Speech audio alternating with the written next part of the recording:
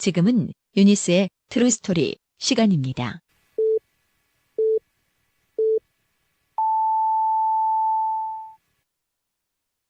Hey everyone, welcome.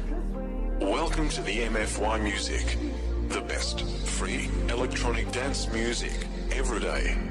This is the MFY Music Podcast.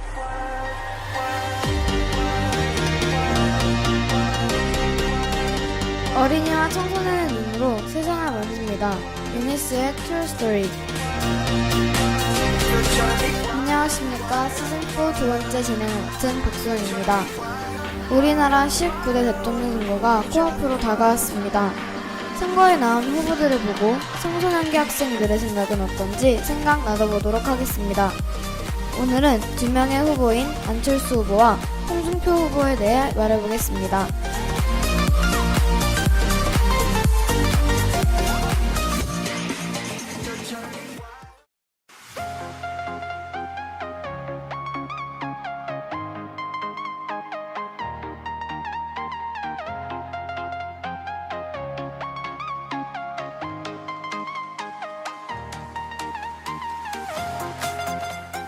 사랑하는 유니스 친구들, I'm Teacher Uni. 유니스에서 전국 최초로 시작한 팟캐스트 유니스 True Story.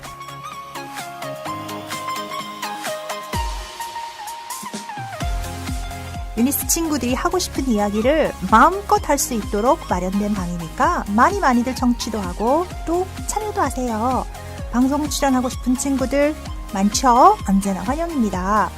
방송 중간 퀴즈도 마련했으니까 퀴즈 응모도 하고 또 푸짐한 선물도 받아가길 바래요. 유니스 친구들 사랑해요.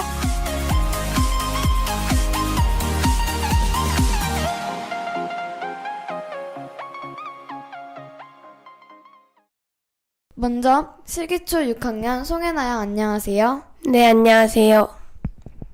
네, 이번 시즌의 새로운 패널 실기초 6학년 백민서 양 안녕하세요. 네, 안녕하세요. 네, 새로운 패널 민서 양은 방송 처음 해보는데 기분이 어때요? 좋아하는 해나와 같이 방송할 수 있어서 정말 행복합니다. 네, 그렇군요. 좋은 경험이 되길 바라겠습니다. 그럼 마지막 초대 손님 정진호 선생님 안녕하세요. 네, 안녕하세요. 반갑습니다. 우리가 보통은 남인천하였는데 오늘은 여인천한 것 같아요. 그 양지중학교 두 남학생은 시험 기간이라고 해갖고 오늘 방송에서 빠졌고, 그리고 또 우리 유미 또 이제 개인 사정으로 오늘 방송에 빠졌는데, 세 명의 여학생과 함께 그 안철수 후보 그리고 홍준표 후보에 대해서 이야기를 나누게 돼서 기쁘게 생각을 하고요. 그리고 우리 민서 양이 조금 전에 그 좋아하는 해나와 함께해서 기쁘다고 그런 마음에도 없는 이야기를 하는 걸 들으면서 참 가증스럽구나 이런 생각을 해봤습니다. 네, 그럼 바로 안철수 후보와 홍준표 후보에 대해서 알아보도록 하겠습니다. 첫 번째 질문을 받아주실 송혜나 양. 네. 처음으로 다루게 될 안철수 후보는 어떤 인물일까요? 네, 안철수 후보는 1962년 경상남도 밀양 출생의 후보인데요. 어렸을 때부터 독서광이라고 불릴 만큼 독서를 좋아했고, 공부는 고등학교 2학년 때까지는 못하는 것도 잘하는 것도 아닌 중간 정도였지만, 고등학교 3학년 때 열심히 해서 서울대 의대를 입학하게 되었습니다. 네, 좋은 답변 감사합니다. 그렇다면 민서 양, 안철수 후보는 정치를 시작하기 전 어떤 일을 했었나요? 네, 안철수 후보는 박사과정 중 우연히 컴퓨터 바이러스를 발견한 뒤 이를 치료하기 위해선 바이러스가 감염되는 과정에 반대로 하면 되겠다는 생각으로 치료 프로그램을 개발하였고, 이것이 V1 백신 프로그램, 오늘날 V3의 원조입니다. 이후 의사의 길을 포기하고 컴퓨터 백신 프로그램 개발 및 보급을 위한 회사를 설립하였습니다. 이 회사가 안철수 연구소, 나중에는 알레브로 바뀌었습니다. 백신 프로그램을 무료로 배포하여 사람들에게 큰 인기를 얻었으며, 이후 전문 경영인이 되기 위해 미국 펜실베니아 대학교 산하 와튼스쿨에서 MBA를 취득하였습니다. 네, 잘 들었습니다. 해나 양, 그런데 어떤 계기로 정치에 입문하게 되었을까요?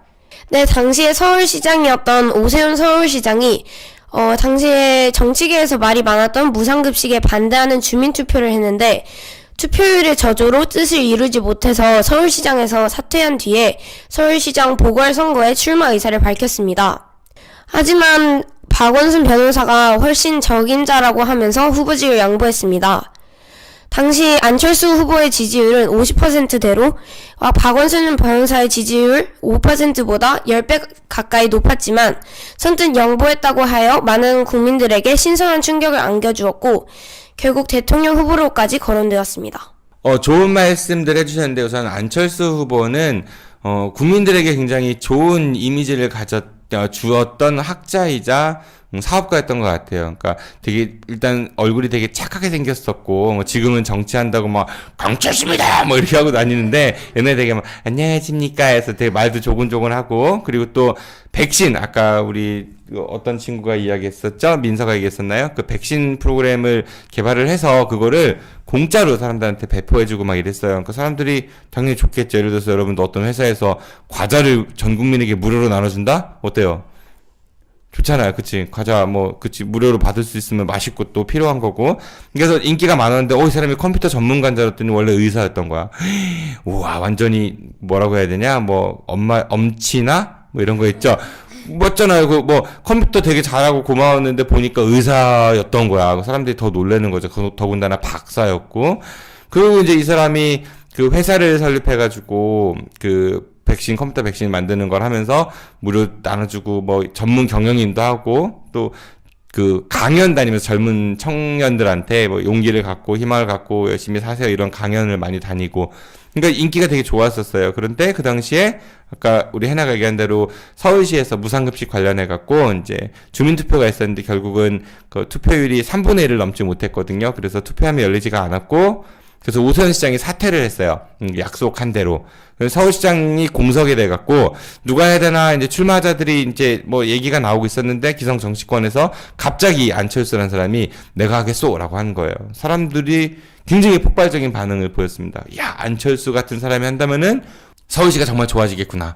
그런데 그때 또 박원순이라는 변호사가 그 박원순 변호사는 시민운동으로 유명했던 분이거든요. 그 변호사도 하겠다고 나선 거예요. 사람들이 우와 이런 사람들이 이거를 한다니 막 환영을 했습니다. 그런데 박원순 변호사도 좋은 이미지였지만은 안철수 그 교수가 훨씬 더 좋은 이미지였거든요.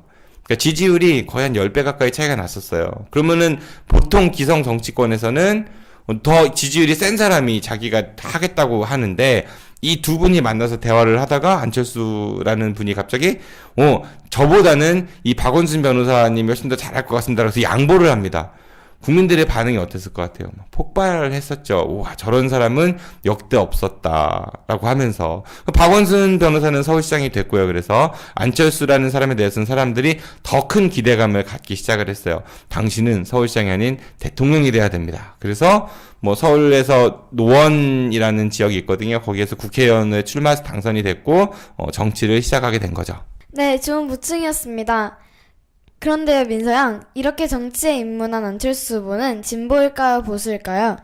안철수 후보는 맨 처음 정치에 입문할 당시 김대중, 노무현 대통령을 계승한다며 진보를 표방했지만 민주당과의 합당으로 만들어진 새정치민주연합 소속 의원 시절 문재인 대표와의 갈등으로 결국 탈당하고 국민의당을 창당하였습니다. 국민의당은 호남을 지역 기반으로 한 정당으로 20대 총선에서 40석을 얻어 원내 3당의 지위에 오르게 되었습니다. 하지만 19대 대통령 선거를 즈음하여 한 번도 사드 배치, 각종 안보 정책 등에 있어 보수적 공약을 내면서 지지 세력을 확장을 꾀하였지만 정작 진보와 보수 양쪽으로부터 말바꾸기라 했다면서 공격을 받고 있습니다. 근데 지금 민서가 이야기한 대로 원래 안철수 후보는 정치를 할 때 당시에 이명박 대통령 시절에 반대하는 입장을 좀 많이 가졌었거든요. 이명박 대통령 시절은 보수 정권이었으니까 아무래도 진보적 성향을 띄었었고요. 그래서 민주당하고 합당을 해서 새정치민주연합이라는 정당을 만들어요. 그리고 거기에 대표로 이제 자리를 하죠. 그리고 대표를 하다가 선거가 있었는데 선거에서 졌어요. 그래서 대표 책임지고 물러나라 이런 얘기가 있어가지고 새정치민주연합 대표에서 물러납니다. 그리고 나서 새롭게 대표가 된 사람이 문재인 후보거든요. 그래서 둘이 이제 막 갈등이 많았어요. 문재인 후보하고 안철수 후보하고 둘이 당내에서 갈등이 되게 많다가 이제 안철수 후보가 도저히 이러면은 나는 못하겠다 그래가지고 당을 뛰쳐나와서 새로 만든 당이 국민의당입니다. 그래서 지난번 작년에 선거에서 40석 정도를 이제 얻어가지고 제 3당이 됐고요. 그러니까 제일 국회의원 수가 많은 정당이 지금 현재는 더불어민주당이 가장 많고, 그 다음에 자유한국당, 그리고 국민의당이 세 번째로 국회의원 수가 많거든요. 그래서 3당이 됐고요. 그러니까 여러분들 지금 기호 1번이 문재인, 2번이 홍준표, 3번이 안철수, 4번 유승민, 5번 심상정 이렇잖아요. 이게 의석수대로 가는 거거든요. 기호를 매겨지는 게. 그리고 이제 진보 정치를 표방하다가 요즘에 대통령 선거에 나오는 거 보니까 이제 공약들이 여러 가지가 발표가 되는데, 대표적인 게 이제 한반도에 사드라는 미사일, 그 방어 미사일 배치를 안철수 후보는 굉장히 반대를 했었거든요.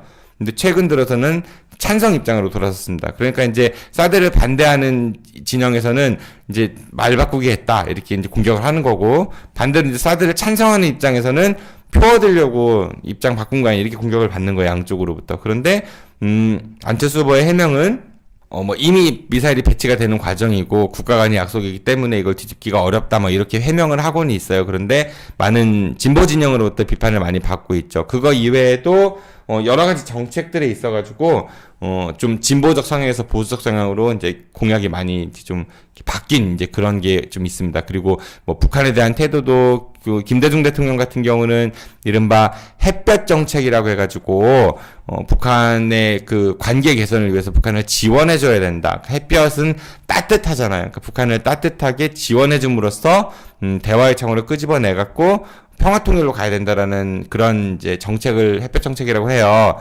근데 이제 보수 쪽에서는 그걸 되게 공격을 해요. 따뜻하게 지원해준 돈 갖고 핵무기를 개발하지 않았냐. 그게 결국 돌아온 게 핵 개발이기 때문에 북한은 그렇게 돼서는 안 된다라고 해서 서로 이제 충돌이 있거든요.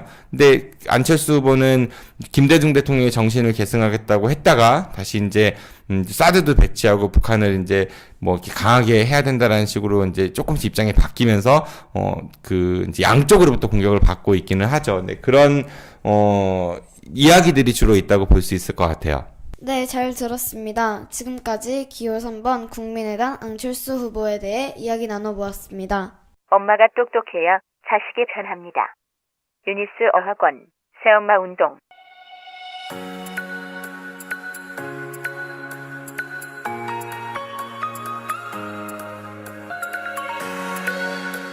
매주 수요일 오전 11시 세상 돌아가는 이야기를 통해 그동안 잊고 있었던 나 스스로와의 대화를 통해 내 인생의 후배들인 우리 아이들의 미래에 대해 이야기해봅니다.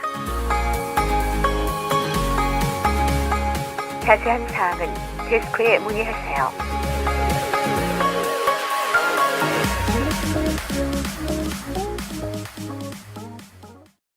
네, 벌써 두 번째 시간이네요. 이번에는 자유한국당 홍준표 후보를 알아보겠습니다. 민서양, 홍준표 후보는 어떤 인물인가요? 홍준표 후보는 1954년 경남 창녕 출생이며 고려대 행정학과를 졸업하였습니다.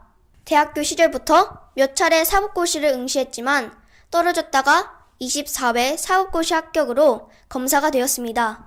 네, 잘 들었습니다. 홍준표 후보는 정치 시작 전 어떤 일을 했었나요, 해나양? 네, 홍준표 후보는 아까 말했듯이 검사로 활동을 하면서 주로 강력부 검사로 조직폭력배 사건을 다뤘는데요. 김영삼 대통령 시절에 슬롯머신의 대가인 정덕진과 6공화국 실세 박철원, 그리고 자신의 상관인 대전고등검찰청장 이건계를 구속시킴으로써 전국적인 명성과 호응을 얻게 되었고, 이 이야기는 나중에 모래시계라는 유명한 드라마의 소재로 활용되었습니다.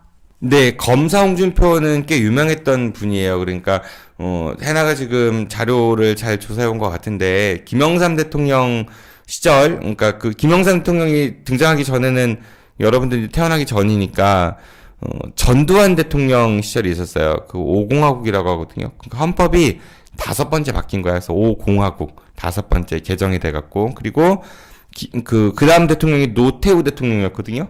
6공화국이에요. 그때 헌법이 또 바뀌었어요. 그러니까 지금은 그때 바뀐 헌법을 쓰고 있어요. 6공화국 때.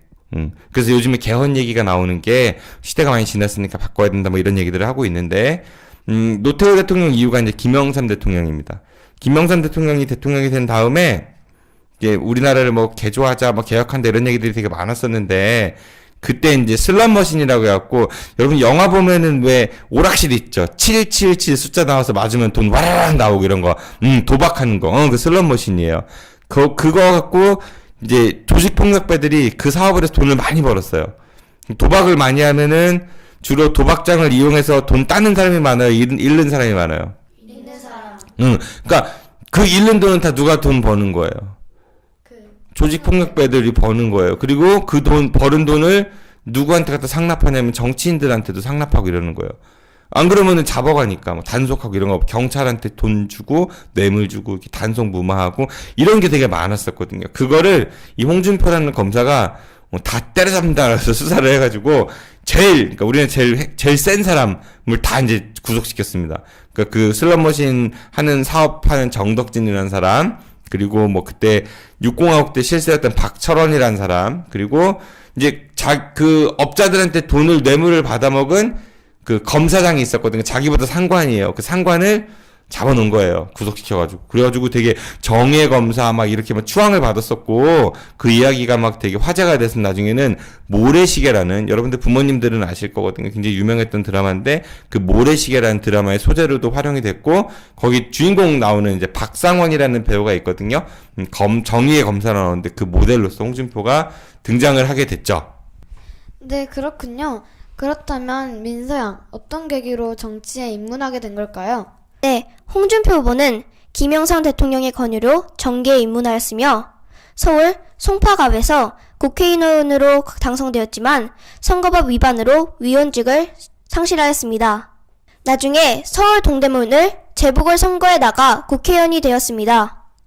국회의원 시절 각종 의혹 제기 등을 통해 스나이퍼란 별명을 얻었고 19대 총선에서 낙선한 뒤 정계 은퇴를 했다가 경상남도 지사 보궐선거에 나가 당선되어 경상남도 지사직을 수행하였습니다.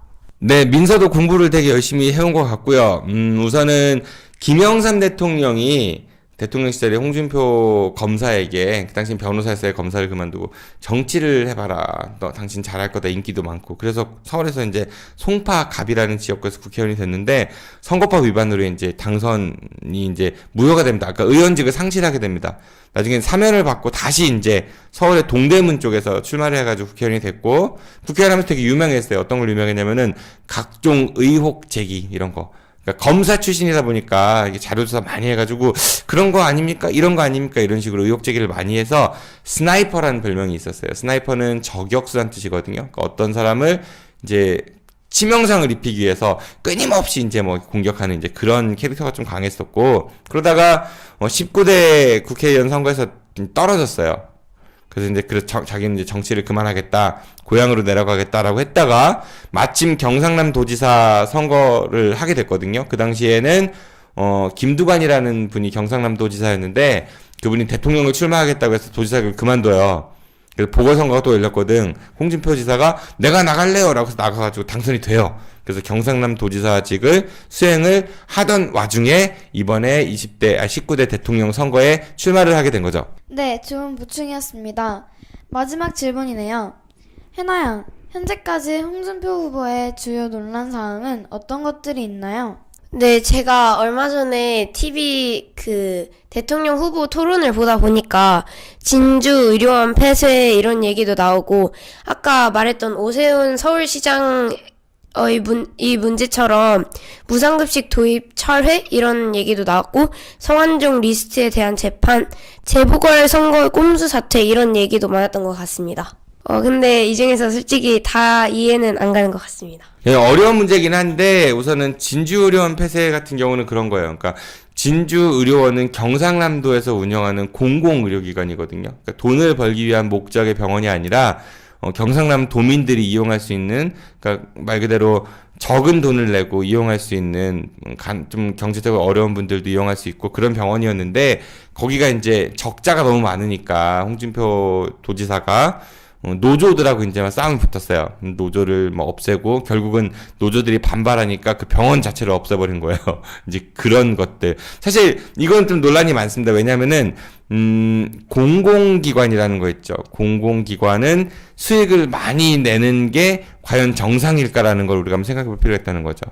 그러니까 민간 기업은 돈을 벌려고 장사를 하니까 돈을 많이 벌면은 유능하다고 할 수 있어요. 그런데 공공기관이 돈을 많이 번다는 얘기는 공공기관은 장사하는 곳이 아니거든요. 그러니까 예를 들어 가지고 전기를 판매하는 곳이죠. 한전이 우리나라에서 되게 돈을 많이 버는 공공기관이에요. 전기는 그 일반적인 상품이에요, 아니면 공공의 영역에 있는 공공재예요? 그런데 그 공공재는 모든 국민들이 혜택을 볼 수 있게 써야겠죠. 그런데 만약에 한전이 돈을 많이 번다고 해봐. 그러면은 혜택을 보는 게 더 많은 것 같아요. 장사하는 측면이 더 많은 것 같아요. 이윤이 많이 생길수록 그거를 이용하는 소비자들의 부담이 그만큼 높았다라는 거에 대한 반증은 아닐까 이런 생각을 해보게 되거든요. 마찬가지로 공공기관이라는 거는 선생님의 생각에는 가장 이상적인 운영은 적자도 흑자도 안 나는 운영. 그러면 가장 알뜰하면서도 그 국민들에게 아니면 그 시민들이나 지역민들에게 혜택을 줄 수 있는 그런 역할을 하는 거겠죠. 돈을 많이 번다는 얘기는 그만큼 소비자들한테 많이 팔아먹는다는 얘기인 거잖아요. 그러니까 좀 더 많은 값을 받고, 공공기관의 적자에 대해서는 우리가 경영 논리로 생각할 건가 아닌가에 대해서는 뭐 나중에 따로 얘기를 해보도록 하고, 근데 어쨌든 그 병원을 없애버렸다는 거, 그게 좀 논란이 됐었고요. 두 번째는, 그러니까 서울시 오세훈 시장이 했던 것처럼 경상남도에서 그러니까 무상급식을 없애버렸어요. 그 엄마들, 도민들의 반발이 엄청나게 많았었고, 그래서 홍준표 지사직에서 사퇴시켜야 된다 이런 운동도 실제로 많았었습니다.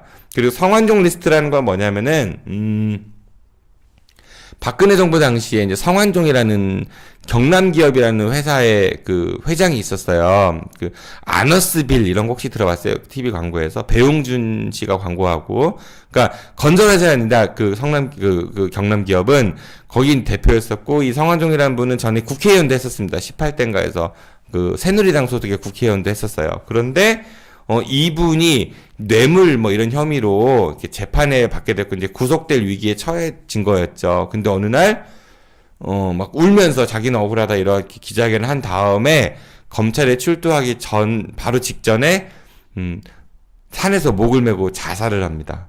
이분이. 그런데 이제 자살한 상태에서 주머니를 보니까 메모장이 하나 나온 거예요. 메모장에 이제 뭐가 나왔냐면은 누구 얼마 이렇게 돈을 준 거로 암시가 되는 그런 이제 메모가 발견돼요. 그 중에 이제 홍준표 얼마 딱 있는 거예요. 1,000만 원인가 그랬을 거예요. 그래서 이제 홍준표 지사가 뇌물을 받았다라는 혐의로 이제 재판에 붙여진 겁니다. 근데 이제 그거를 증언할 사람은 이미 죽었죠. 성완종 회장은 자살을 했으니까. 당시 정황이나 이런 걸 가지고 조사를 했는데 우리나라 그러니까 1심에서 홍준표 도지사가 유죄를 받아요. 그리고 이제 홍준표 그 도지사가 항소를 해요. 두 번째 2심 재판에서는 무죄를 받아요.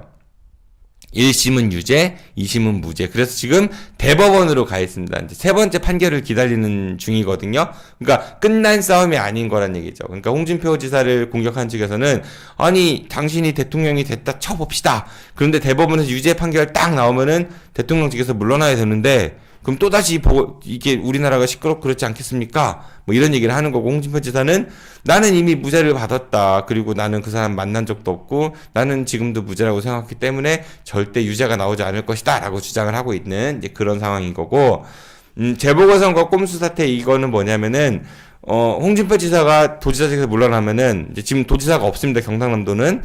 재보궐선거를 해야 되죠. 그런데 내년에 지방선거가 있어요. 내년에 도지사 뽑는 선거가 있어요. 내년에 선거가 있는데, 우리나라 선거법상 1년 전에, 그러니까 1년이란 기간, 그러니까 1년이 더 남은 상태에서 사퇴를 하면은 보궐선거를 열어요. 그런데 1년이 채 안 남잖아요? 그럼 보궐선거를 안 열고 임시로 넘버 2가 권한대행을 하는 거예요. 홍준표 지사가 교묘하게 그 시기를 딱 맞춰가지고 사퇴를 한 거예요.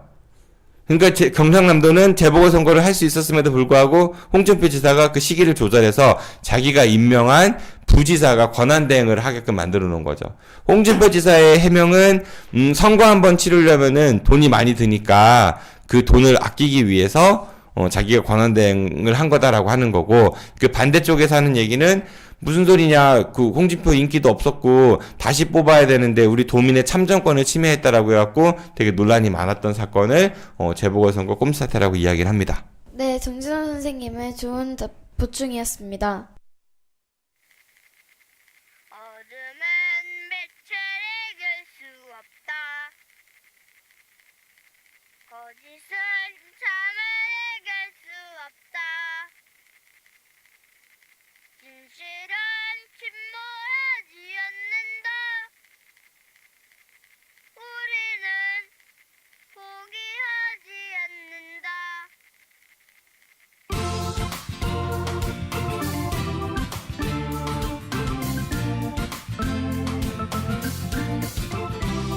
어둠은 빛을 이길 수 없다. 거짓은 잠을 이길 수 없다. 진실은 침몰하지 않는다. 우리는 포기하지 않는다. 어둠은 빛을 이길 수 없다. 거짓은 잠을 이길 수 없다.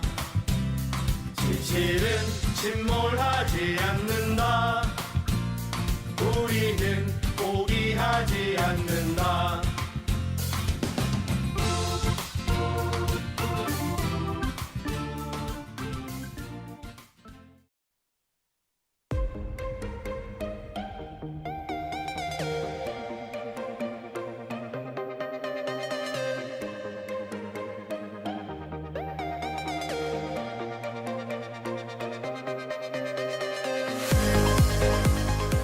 네, 지금까지 이번 19대 대통령 선거의 후보 2명에 대해 알아보았습니다. 민서양, 첫 방송이었는데 소감 한마디 해주세요.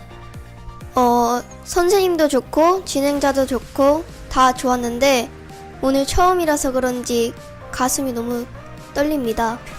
떨렸습니다. 네, 저도 오늘 진행 처음이었는데 잘 마무리된 것 같아서 좋습니다. 진담이고요. 네, 지금까지 시즌4 두 번째 진행자 박수영이었습니다. 청취해주셔서 감사합니다.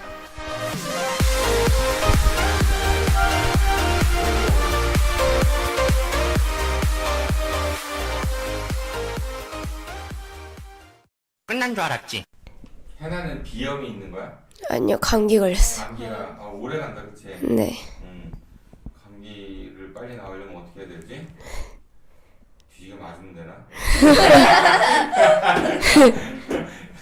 민기랑 사귀면 되나? 민기랑 사귈래 감기 나는데 감기를 낳겠습니다. 감기를 낳겠지. 자 다시 기회. 네, 유미양, 이렇게 죄송해요. 있는 대로 유미가 어딨어? 유미 전화 연결할까? 유미 연결해보고 민기랑 사귀는 걸 보고 해나가 울었다며? 아니요. 너 지난번에 둘이 걸어간 뒤에서 왜 울었어? 그때 해나는 이제 하품을 하고 눈물 흘린 거였는데 하품하다 눈물 흘린 거예요. 근데 사람들의 머릿속에는 그게 남는 게 아니라 해나가 민기를 좋아했었나? 뭐 질투하나? 이런 얘기가 있었다는 얘기거든요. 양보할게. 흔히 예를 들어서 이해가지고 선생님이지? 스나이퍼는 그런 거야. 자,